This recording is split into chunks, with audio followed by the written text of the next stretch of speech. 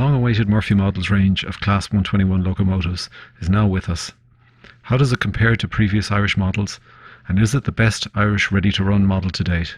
It's time to take a closer look.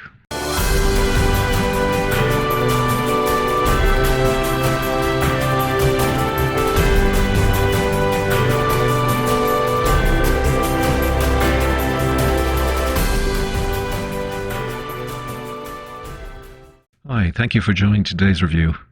First we'll kick off with an unboxing of one of the Class 121 range.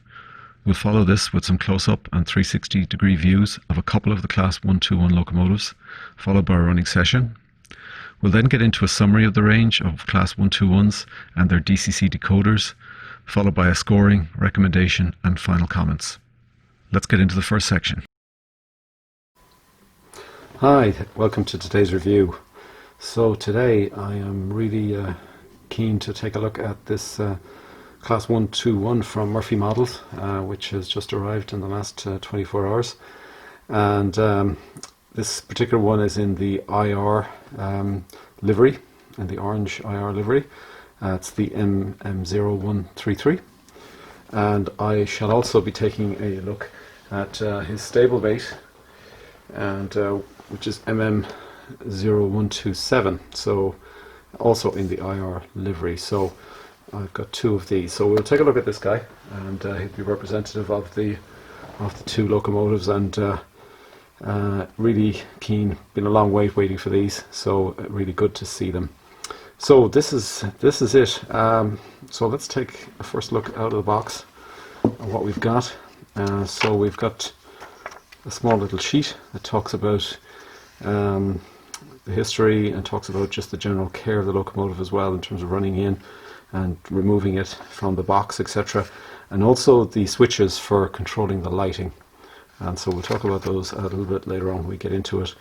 And then a piece about installing the decoders. And one of the really fantastic features on this locomotive, which was on the 201s, was the ability to adjust the decoders, by remove them, basically add a decoder through a slot on the roof without having to open up the main body of the locomotive. So really great to see that on this. And they've also got these dip switch options, so if you're running under DC only, you'll have fantastic flexibility in terms of controlling the lighting, and those switches there, you can see the control. You can literally individually turn on and off each of the lights in either direction, so gives you a lot of good control there.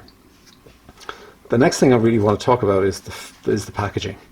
Now, I would have had issues with the Class 071 and 201 packaging in particular, and it really wasn't, I think, good enough given the level of detail and the weight of the locomotives.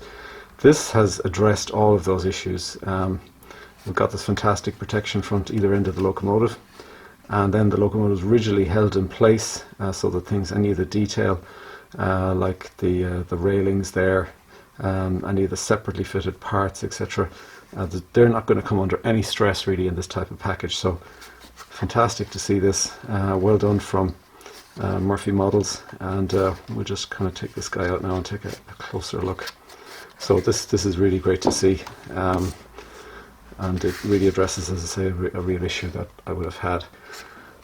There's a little detailing kit there, and we'll take a look at that. It's got aprons and piping, etc. But first off, even just out of the box, this looks absolutely magnificent. I suppose we've been reading about it, we've been looking at photographs of these locomotives for the last 2 years, and just to see it in reality is absolutely fantastic. And you've got the see-through there, which was promised, and the fantastic railings, separately fitted parts all over the place, a lot of body detail as well, a lot of detail in the cab. We'll take a look at that later on as well. Overall, this really does look absolutely magnificent. So let's get it out of the box. So we're going to ease out the back piece here. There's a bit of space here, so this is the way to really do it. So we take him out, and then we'll just ease out the front like that, so we don't put any pressure on the model. And then this is what's recommended really, is to remove using this piece of plastic, and to remember to keep this piece of plastic in the box, so that when any time you want to put the model back into the box, you've got this piece of plastic to do that, and that's highly recommended. by Murphy Models. So let's just get this guy and we'll ease him out. And there we go. First off, look at this fantastic detail on the roof here that you can see through the grille there. Absolutely really, really good. We'll be doing the normal close-up and 360 on this.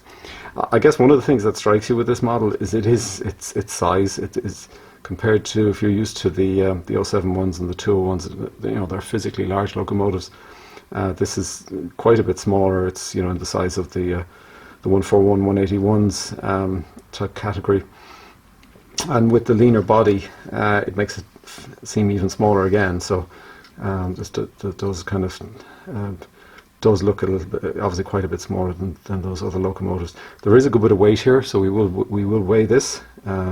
So we're not compromising anything on the weight front by any means. But I mean, I think if you look around the model, you can see the fantastic lighting at the front there. Has sprung buffers, of course, and you've got the headlights as well as the normal marker lights, and similarly on the back you've got headlights and the marker lights. And obviously this is the front of the locomotive. The cab end is what was used to drive these locomotives, and that's so this is actually the front.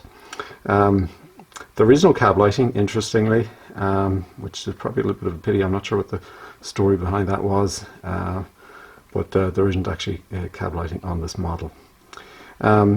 So other things to talk about, and we'll see this when we're running it. This does have rotating axle boxes. Now I haven't actually seen that referenced too much in any of the kind of advertising or feature lists or anything like that, but these little guys rotate, and we'll take a look at that when maybe do something on a rolling road so we can actually see them, because you don't have to see them when they're around on the track. But my last experience of a locomotive with these was not good. So hopefully this one will be a lot better, and I do believe it will be a lot better.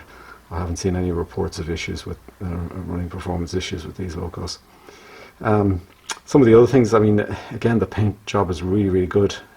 It's up to the normal Murphy Models quality, and you know, really, really top notch. And it's very much, if you're familiar with the 141s in this type of livery, or the 07 ones, this really is to the same sorts of standards. It really looks excellent, and a lot of nice bogie detail there as well on that bogie. We'll take some close-ups of that. So let's just take a look over the other side of the locomotive. So there's the very nice handrails as well, and this one does come with handrails all the way around. So different models in the series have different levels of handrails. This one does have the handrails pretty well going all around the model, and again, they do look really good and really impressive. And again, you can kind of see some of the detail in the cab there, looking really good.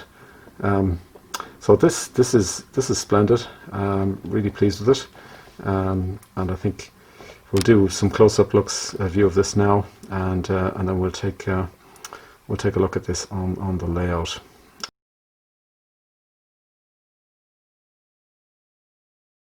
Okay, now we're going to take a close-up view along the model. You can see the detail in the cab there for this particular model, and it's the same across the range. Nice lettering, a lot of separately fitted pieces on this, all those grab rails. You can see the handrails are on the side, the horn, and a nice fuel entry point there. Really a very nicely rendered livery overall. That front grille area where you can get the see-through is prototypical, and again a nice bogie there, and nice railings around the front and the front lights, and we'll see the front and end pieces now in the 360 view. So this gives a kind of a drone's eye view of the model. We'll just kind of fly around. So this kind of shows you the front end of the model. The lighting, you get a look into the cab there, you can see the wipers. They're very fine wipers actually, they're really thin. Again, lots of grab rails around the front there. Just an incredible amount of those different pieces, so you really have to take care when you lift these models, no doubt about that. I can give you a good look around the top there. There's some fantastic detail in that grille at the front. You don't quite perhaps see it here. On this particular livery it stands out quite a bit, quite well. Now we're actually going to take a look at the black and tan livery. This is an example of one of the locomotives that doesn't have the handrails all the way around the side. It only has them at the front. There's a separate version of the black and tan that does have that around and also has the tablet catchers on it. This particular one doesn't have the tablet catchers. So again, fantastic detail overall, a really, really nice looking locomotive, and very representative, prototypical of the original locomotives of the time. So this, again, just to give you a look at the black and tan livery. I hadn't got the Supertrain livery at the time of this review, so I will do a running session with that separately. So we're actually going to do a running session with the black and tan version, and I'll mention why later on. I had hoped to do it actually with the IR liveried version, but I did have some problems, and I'll talk about those a little bit later on. So we're going to run with this, and this is running with the sound module installed. I do have a separate video on the installation of the sound module. I didn't do it as part of this video, I did it as a separate one, so I'll put a link in the description to that if you are looking to install sound, or just install the DCC decoder even without sound. I have turned down the sound significantly here, and the reason for that, you wouldn't actually hear me speaking, because the sound on this is absolutely fantastic. It is really impressive, and I think for anybody who grew up with these locomotives in their earlier days, it just brings back a whole lot of memories when you hear that engine sound, and it is really, really well done on this particular locomotive. So I'll talk a little bit about that later on in terms of just the options there. But so I have turned down the sound quite a bit. There is a separate full running session that goes through at full volume with no commentary, and goes through the speed grades, so as usual. So I'll put a link in that, and you can probably listen to that one to your heart's content. But unfortunately I've had to turn down the sound here, so just be aware of that. Still, it is really good. It's from the moment I heard the sound for the first time, it just was absolutely fantastic, and so really good sound package on this. There are two sound options, one for a number of the locomotives were upgraded during their lifetime to a slightly later prime mover, and that's a slightly different sound, so there's two different options for this from a sound perspective. So I'm running here with Raycut 3 Cravens and a Mark 1 and a Parcels Coach. Both the Mark 1 and the Parcels Coach are repaints. And just to give you kind of I suppose a prototypical rake. The running performance of this locomotive, I ran these in under DC. They actually mentioned that you need a minimum of a radius 2 curve. Now I actually ran them in for an hour on a radius 1 curve circuit, so they actually run fine. So if you are limited in space, you can actually run these on radius 1. You probably have a little bit of issue depending on the coaches you're using and the coupling, but I had no problems running the actual locomotive in on radius 1. But I had no problems at all in terms of all the usual obstacles that you'll get on your track. And then under DCC, the running is similarly smooth. It's the kind of running performance that you become familiar with if you've ever owned a Class 141 from Murphy Models, if you've ever owned a Class 071 from Murphy Models. This is the type of running performance you're getting out of this locomotive. It is really, really good. It's really smooth, and it's actually smooth out of the box. So I know you do have to run it in, and that's recommended, but it actually gives you this superb performance actually out of the box, and I don't know many locomotives that do that. A lot of locomotives do need a little bit of running in to kind of achieve their optimal performance. This is just, as I say, perfect out of the box. So I've had 6 of these locomotives in total now, so in the course of producing this video I had a number in order that I did receive, so I've had 6 of them. They're all the exact same in terms of running performance, so rest assured this range of locomotive is extremely good performer and very consistent. And it does have those axle boxes, rotating axle boxes, and there's no issues, there's no wobble effects, there's nothing like that. I didn't lose any of the axle boxes in the course of the running sessions or any of the running in. So this is in stark contrast to another locomotive, which I won't mention here. I don't want to just spoil this review, but really good performance out of this. And just listen to that sound, absolutely fantastic. Absolute joy. You'll run these locomotives all day, and I really have to say the sound is a huge add-on to them. Very often a sound is maybe a little bit of a, it's a nice add-on. I think on these locomotives it makes a huge difference, so highly recommend that you go for the sound. So we're going to get into the summary, and the first summary slide I'm going to talk about is the actual details of the whole range. So there are a number of different options in the range, from the CIE grey and yellow versions that you can see there. And one of those actually uses that optional sound controller, the 645. And you'll see three other locomotives lower down that actually also use the 645. And these were locomotives that were upgraded during their lifetime. The prime mover was upgraded, and hence you get a slightly different sound out of those. Now the decoders will all run on all the locomotives, so even you can mix and match either way. You've got the other ones there. Say you've got the RPSI grey and yellow, which if you want to again, I suppose, contribute to the RPSI, that's one of the funds from that go to them. I've got the black and tan, and I've been doing the running session with 125 there, and there's also the 131. Which actually has the full handrails and has the tablet catchers, etc. You've got the IE livery options there, 3 of them in total, and they're very attractive. I didn't have one of those actually in time for the photography for this video. Literally just got one this morning, but I will do a running session on that in the near future, probably over the Christmas. I'll do one with some representative rolling stock. Irish Rail, you saw that 133, and there's 3 options there, and 2 of those have the upgraded engines in them, so you'd be using the 645 controllers with those if you want sound. And then you've got the 2 super train options, the 126 and the 132. I do have some photographs of the super train. You would have seen maybe 1 or 2 of them through this video, and again I'll do a running session with that particular locomotive separately, again with representative rolling stock for the super train. And all of them run with the MM006 DCC controller, just to control the lights and the locomotive. This is a summary of the features, and they're all highly detailed. Lots of added detailed parts, and they're metal detailed parts as well. It's all built off a heavy die-cast chassis, and you know the weight kind of gives you that. It comes with a 5-pole motor with the flywheels, and that gives it this really good performance. So a really tremendous performance off this locomotive. Runs with a minimum of a second radius track, and as I said, I did run these in on first radius. If you can get the right rolling stock to go with these and the right couplers, you can probably run these on a radius 1 layout if you're really tight for space. And I think it is probably maybe a good locomotive for that, where again the size of rake may be smaller than say what you'd normally be having with a 201 or an 071. So maybe a good locomotive for smaller layouts. So the extras on these, they've got fully controllable directional lighting and headlights.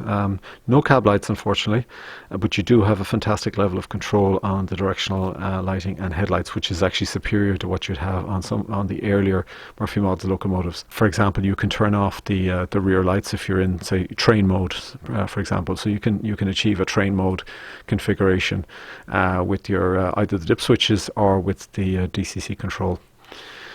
The wheels have an option for re-gauging them, which is maybe useful for some people. You've got the rotating axle boxes, as I mentioned, which actually I haven't seen mentioned anywhere in the advertising and marketing for this. It's got these fully sprung metal buffers, good detailing kit, and also a pre-installed speaker. So it does have a pre-installed speaker, which does work very well. Now, I do need to mention that I did have an issue with 2 of the models that did not have a functional speaker in them. So 2 of the models would not generate any sound for me, and the 133 was one of those. So I've had to return both of those. And this is not a model which is easy to open and to modify. So I really wasn't going to get into that at this point in time. So both of those were the IR models, so the 127 and 133 were the 2 models that gave me the problem. That's 2 out of 6, so I've had 6 of these models in total. The 2 IR models did have an issue. So that's just something to mention, and that was with the onboard speaker, so that the speaker just wasn't functioning, so there's obviously some issue there. Unboxed weight is 340 grams, which I suppose it does seem heavier, the locomotive, than that when you actually lift it up, but that's because the kind of size to weight ratio, it is relatively heavy for its size. And then the retail selling price, you're looking at 189.95, which is the RRP in euro, or 149.95 is typically the price that the UK vendors have been selling it for. So when you add the sound module on top of that, the sound module will be coming in at about 120 euro, maybe 105, 110 pounds sterling. It does become quite a costly option overall, so it's not the cheapest out there, but you do get a lot of quality, and I guess that's really what it all comes down to. So that really leads me into the scoring. So the running performance on this from a scoring perspective is a 5. It's on a par with the other best Murphy models locomotives, and really I found it flawless, to be honest. So really an excellent score there. Then when you come on to appearance and detail, again a 5-star score. These are absolutely superbly detailed models. Probably the most detailed Murphy models of all of them, I would say, in terms of the additional detailed parts added to them, the number of separate metal parts. So really fantastic detail, and you just need that extra bit of caution. These are, some of the parts are delicate, so you do have to deal with them a little bit more sensitively. I'm giving the sound a 5-star, and I'm doing that on the basis of, for a locomotive this small, you're not going to fit a major bass speaker into this locomotive. This is a really relatively small locomotive. You're not looking at this is not a class 37 or a 66 or something where you've got potentially a good bit of room to accommodate a large bass speaker. I think for the design, I think the sound in this is absolutely excellent, and a good volume, low distortion, and a good set of sounds for the sound. It is really, really good, and a massive selling point. It is better than the Murphy model sound, certainly the Murphy model's branded sound for the 071 or the 201. It is superior to those. So I don't hesitate to give it a 5-star. I think it's really good. If you want to hear it in all its glory, please listen to the full running session when it's running at full volume, and you'll get a feel for really how good this sound is. And to have achieved that in such a small body is absolutely incredible. So 5-star on the sound. The extras and variants, I'm giving a 4.5-star. And there's two things here. There's no cab lighting, and I think it would have been nice to have a kind of a dim, slow turn on type cab light that you get on the Bachmann Class 37s, which I think is really nice. I think that would have been nice in the model. Now, there's obviously some limitations or design limitations that they had to live with, and there isn't a cab lighting in the model. And the other thing is, I do like a driver. Again, it's going to be hugely challenging to add a driver to this. So somebody's going to have to take this model apart, and you run the risk of damage in doing that. So it's not the easiest model to do that with. So again, it would have been nice to have a driver. But otherwise, you get good extra detailing parts. There's a good selection of locomotives, liveries, and different options within the range that I've already gone through. So 4.5 stars, a very strong score. The build quality and the packaging. So the packaging for me is a 5-star on its own. It's just standing on its own. The only reason I've marked this particular score down is that issue with the sound on two of the models, on those two IR models that I mentioned. Out of the box failures, both of those models, the DCC aspect works fine. So when you put a sound controller in, the lights work, the locomotive runs, but the sound function is not functioning. So there's a problem with either the connection to the speaker or the speaker itself, and having that in failure in 2 out of 6 models isn't so good. So I'm going to kind of come back to this model in maybe 2 months' time and give a refresh on this in terms of the scoring, based on my experience in the meantime, because I'm going to do running sessions for all the locomotives that I have now, and I've got pretty well most of the range. So I will come back and revisit this, and depending on what sort of responses I get, I am returning the 2 that I have. I have contacted Murphy Models about it as well. So I will come back and revisit on this. But right now I cannot give this a full 5-star score. I would love to, but 2 failures out of 6 is high.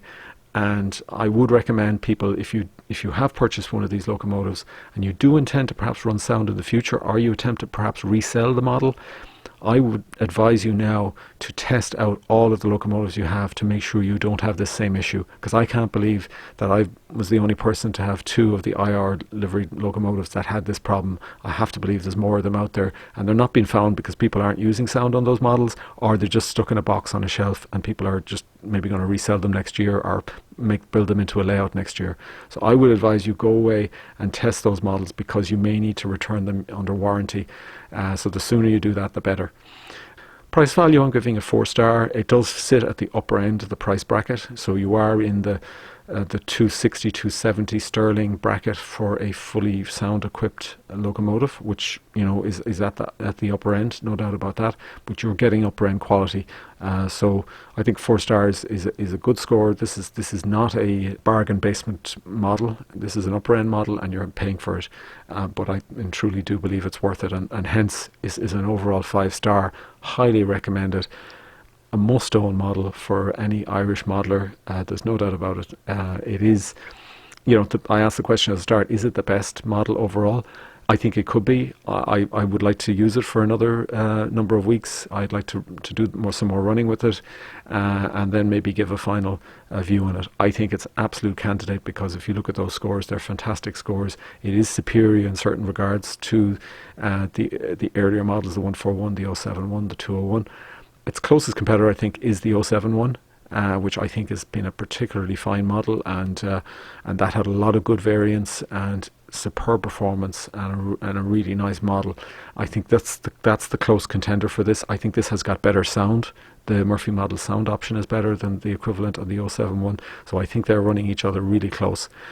So in answer to that question, I think there's still a question mark. The quality issue, unfortunately, with those 2 out of 6 failures doesn't help, because I never had such a failure with an 071, and I've lots of them. So that's just a little bit of hanging over this, but I think it's up there. I think some people have already given it that title of being the best model, ready to run model that they've seen, Irish model ever. I think it's an absolute contender. I think between it and the 071, I do want to get some more exposure with it. I do want to run the different variants with different liveried rolling stock, and actually see where we go in terms of this issue. Is there a quality issue there or not? And then I think I'll give it a final determination on that. But it is absolutely up there. I think it's a candidate. I think it is one of the 2 best models, and I think it's very likely to be the best model yet. So it's another gem from Murphy Models. Huge credit to Paddy Murphy for delivering this, and I think we've been waiting a number of years for it. I think it's been worth waiting for. I think these models are going to be a premium in the future, because it's going to be very hard to get hold of them. I do recommend getting the sound. I think the sound is excellent, so do go for it. I think that just adds a huge value to these models, even more so than it does to some of the earlier models. I think the sound here makes a huge difference. So highly recommended. Fantastic model. I think you cannot go wrong. Do check out that, though. If you do have an IR liveried locomotive, I would check it, because you don't want to get stuck with something that's going to be a problem when you upgrade sound to it in the future, or if you try to sell it on and then somebody has an issue when they put a sound module in it. Otherwise, top class model. And as I say, I will revisit it. I'm going to do running sessions for all the liveries, and I will do a revisit of this in about 2 months' time and give a final determination. I really enjoyed doing this video. Really enjoyed running these locomotives. If you have one, please give your comment below. If you had some issues with the sound, I would like to know that, so please give feedback. If you have one of those locomotives and you have found a problem with the sound, I would like to get a feel for that, as to whether that's a more broader issue. But otherwise, give me your own feedback on this locomotive if you have one, and if you don't have one, I think you should look at maybe getting one if you're an Irish modeler, and even if you're not an Irish modeler, you might like to get it as well. And I definitely recommend looking at the sound options as well. Okay, thanks for watching today. We'll see you on the next one, and in the meantime, happy modelling.